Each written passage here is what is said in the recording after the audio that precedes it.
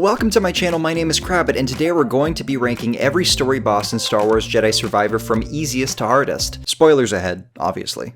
I'd like to mention that I won't be counting throwaway fights in this ranking. What I mean by that is I'm not counting common enemies whose first appearance counted as a boss fight for an introduction. This means that the ATST, Zeke, K-405, and the reprogrammed Magna Guard fights won't be featured in this video. Although if they were to be featured, K-405 would definitely be last on this list because of this.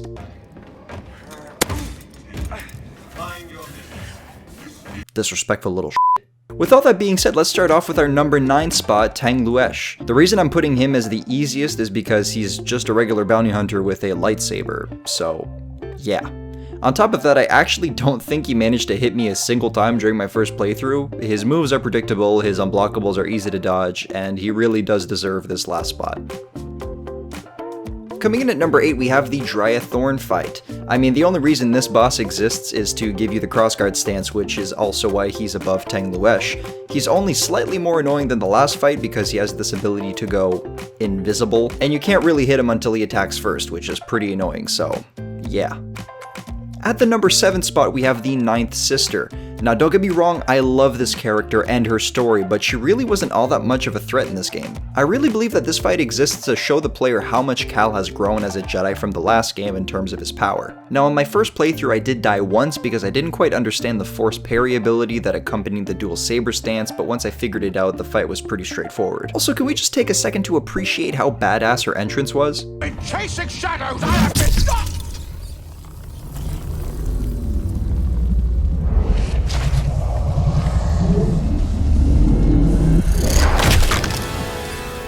I mean, come on, you can hate her as much as you want, but the girl knows how to make an entrance.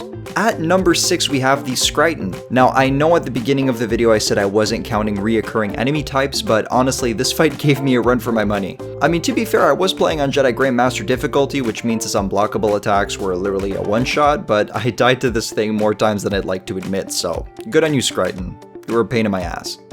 Moving on to our number 5 spot, Darth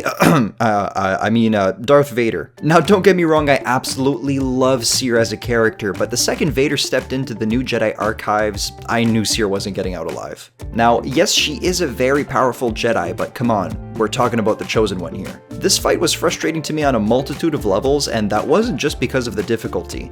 Every time I died, I was just thinking to myself, well, this is going to happen anyway. It felt a little redundant to me since anyone who knows even a little bit about Star Wars knows that the second Vader shows up, you're lucky if you have a chance to get a word in before he just absolutely obliterates you.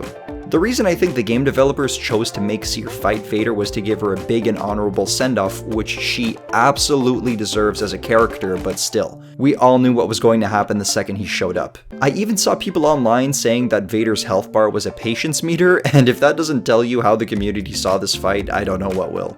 Coming in at number 4, we have Bode. From the very start, I knew something felt off about him as a character. He just seemed to be a little distant even in his attempts to seem friendly, if that makes any sense. But I could have never seen this reveal coming. Right now. What have you done?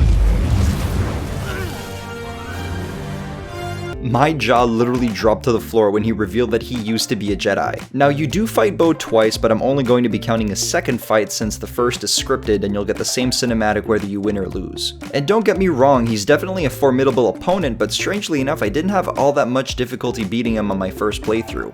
That doesn't mean I didn't die a bunch, it just means that I beat him a lot more quickly than the other bosses ranked above him. The part of this fight that was the hardest for me was dealing with his unblockable attacks during his second and third form, not only to mention that he uses the blaster stance throughout the fight, which is definitely annoying, but all in all it was a pretty straightforward fight. Also, I will never forgive him for what he did to Cordova.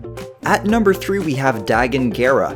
Dagan honestly confuses me as a character because after being asleep for 200 years and realizing what happened, he decides to attack us. Why? I mean, even Steve Rogers took his ice nap a lot better than this old man. Captain Rogers, wait!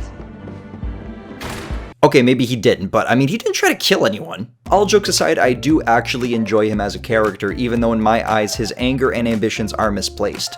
Throughout his 3 fights, the one that gave me the hardest time was his second form on the 3rd fight because he likes to summon replicas of himself to fight you, but once I figured out how to deal with that, it was pretty easy. All in all, I genuinely would like to learn more about his backstory, especially how he managed to ward off the attack on Tanalorr in his flashback sequence. I mean, I'd pay money to see him single-handedly fight off that invasion, and you can't tell me you wouldn't be interested either. Coming in at number 2, we have Ravis. This was by far the most frustrating fight of the entire game. So frustrating that I actually made a tutorial on how to defeat him. It literally took me over 3 hours to get past this boss, and his second form was actually ridiculous on Jedi Grandmaster difficulty. This single fight made me feel as though I was playing Elden Ring all over again. As a character, however, just like Dagan Gera, I really enjoyed him in the story. On top of that, he actually doesn't egg you on during the fight unlike the other bosses, and instead commends you on your fighting prowess, which made the hundreds of deaths a little more tolerable. Just a little though. Honestly, Ravis to me made the other fights after him seem a lot more manageable and easy, so if you beat him on your first try, I envy you, and if you haven't reached him in your playthrough yet, start praying now. Finally, coming in at the number 1 spot, the absolute hardest boss in Star Wars Jedi Survivor. This boss almost made me uninstall the game out of sheer anger and took me over 50 hours to defeat. Simply hearing his name now gives me PTSD, and that boss, of course, is Rick the Door Technician. Rick is by far the scariest, most difficult boss in any video game that has come out in the past 20 years by a long shot. His skills are matched by no one. When Lord Vader has a problem, he calls Rick to fix it. Rick has to be...